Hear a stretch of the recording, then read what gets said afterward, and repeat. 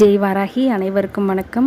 நம்ம சரஹண பவம் யூடியூப் சேனலில் தொடர்ந்து பல பதிவுகளை பார்த்துட்ருக்கோம். முக்கியமாக வாராகி அம்மனோட வழிபாட்டு முறைகள் குறித்து நான் நிறைய பதிவுகள் அப்லோட் பண்ணிகிட்டே இருக்கேங்க. இது எல்லாமே உங்களுக்கு தெரியணும்னா நம்ம சேனலை சப்ஸ்கிரைப் பண்ணி தொடர்ந்து ஃபாலோ பண்ணுங்கள். நம்ம ஒவ்வொருத்தர் வாழ்க்கையிலும் மிக முக்கியமான ஒரு விஷயம் பார்த்திங்கன்னா திருமணம்.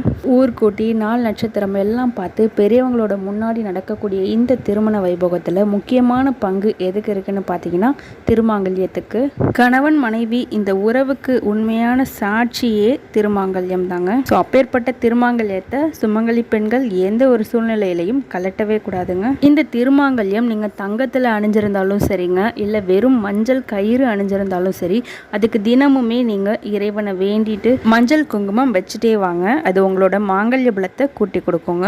ஒவ்வொரு பொண்ணுக்கும் தன்னோட கணவன் தன் மேல பிரியமாகவும் ரொம்ப பாசமாகவும் இருக்கணும், தன்னோட சொல் பேச்சை கேட்டு நடக்கணுன்ற ஆசை எல்லாத்துக்குமே இருக்குங்க. ஆனால் எல்லாருக்குமே இது நடக்குதான்னு கேட்டால் நிச்சயமா இல்லைன்னு தான் சொல்லணும். திருமண பந்தத்துக்கே உரித்தான இந்த திருமாங்கல்யத்தில் நீங்கள் ஒவ்வொரு தடவை மாங்கல்ய சரடு மாற்றும் பொழுதும் நான் சொல்லக்கூடிய இந்த ரகசியமான பொருளை சேர்த்து நீங்கள் கட்டிக்கோங்க.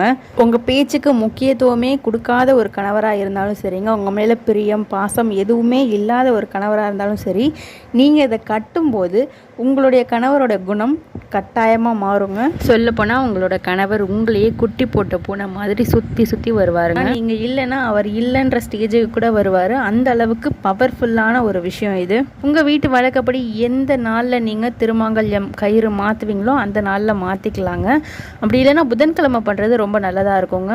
ஸோ புதன்கிழமையில் ஒரு நல்ல நேரமாக பார்த்து உங்கள் வீட்டு பூஜை அறையில் குலதெய்வம் முன்னாடி ஒரு காமாட்சி அம்மன் விளக்கு ஏற்றி வச்சுருங்க.